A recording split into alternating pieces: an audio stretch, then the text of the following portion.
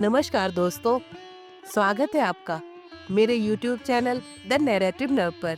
दोस्तों, गणेश चतुर्थी का पर्व भगवान गणेश के जन्म का प्रतीक है। 10 दिनों तक चलने वाला ये पर्व बप्पा के भक्तों के लिए बेहद खास होता है। इस दौरान भक्त गणपति बप्पा की प्रतिमा को अपने घर में स्थापित करते हैं, उनकी पूजा अर्चना करते हैं और उनसे आशीर्वाद लेते हैं। इस महापर्व का समापन गणेश विसर्जन के साथ होता है, जब भगवान गणेश की प्रतिमा को पूरे सम्मान और धूमधाम के साथ विसर्जित किया जाता है। तो आइए जानते हैं गणेश विसर्जन की तिथि, शुभ मुहूर्त, महत्व और इससे जुड़ी हुई परंपराओं के बारे में। गणेश पर्व का समापन 6 सितंबर को होगा। इसी दिन अनंत चतुर्दशी भी मनाई जाती है, जिसे गणेश विसर्जन के लिए सबसे महत्वपूर्ण दिन माना जाता है। लेकिन कुछ साधक अपनी परंपराओं के अनुसार 1, 5, 3 या 7 दिनों के बाद भी गणपति का विसर्जन करते हैं।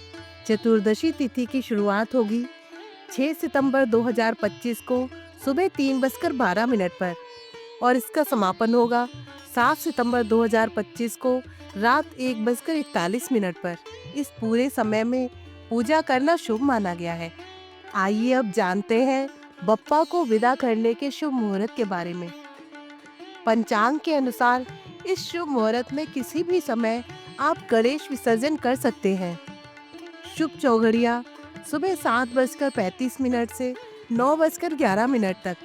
लाभ चौघड़िया दोपहर 1:53 से 3:29 तक। अमृत चौघड़िया दोपहर 3:28 से 5:04 तक। लाभ चौघड़िया शाम 6:38 से 8:04 तक। इस वर्ष अनंत चतुर्दशी के दिन सुकर्मा योग और रवि योग रहेंगे। साथ ही धनिष्ठा नक्षत्र और शतभिषा नक्षत्र भी इस दिन उपस्थित रहेंगे, जिससे इसका महत्व और बढ़ जाएगा।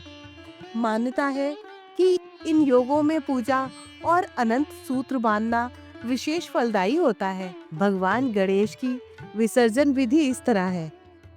विसर्जन के दिन स्नान करके स्वच्छ वस्त्र पहने, पूजा स्थान पर घी का दीपक जलाएं और आसन पर बैठ जाएं। ओम गण गणपतये नमः मंत्र का जाप करें।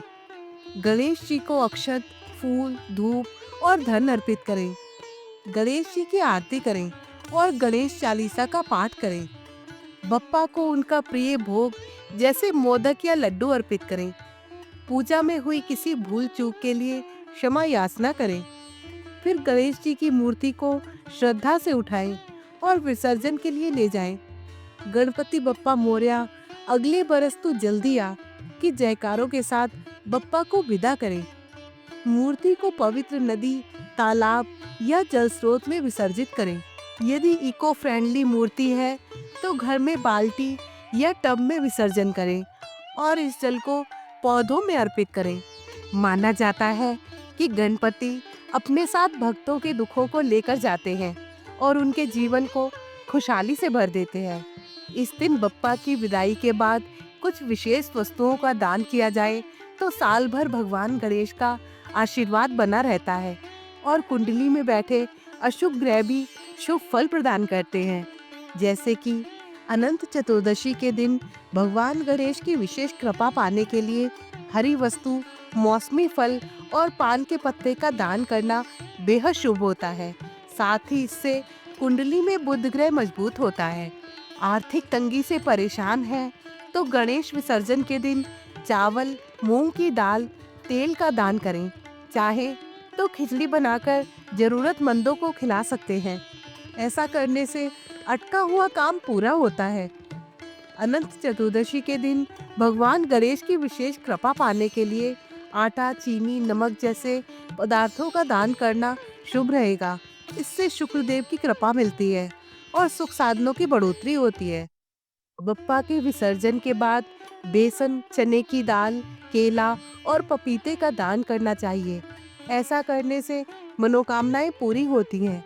दोस्तों, अनंत चतुर्दशी के इस पावन दिन पर जब हम गणपति बप्पा का विसर्जन करते हैं तो ये सिर्फ विदाई नहीं होती, बल्कि अगले वर्ष उनके पुनः आगमन का वचन भी होता है। हम गणपति बप्पा मोरया अगले बरस तो जल्दी आके जय घोष के साथ उन्हें विदा करते हैं और अपने जीवन में उनकी कृपा, आशीर्वाद और सकारात्मक ऊर्जा को बनाए रखने का वचन लेते हैं। यदि आपको ये वीडियो पसंद आया हो तो इसे लाइक करें, शेयर करें और हमारे चैनल को सब्सक्राइब करें। गणपति बप्पा मोरया, मंगल मूर्ति मोरया।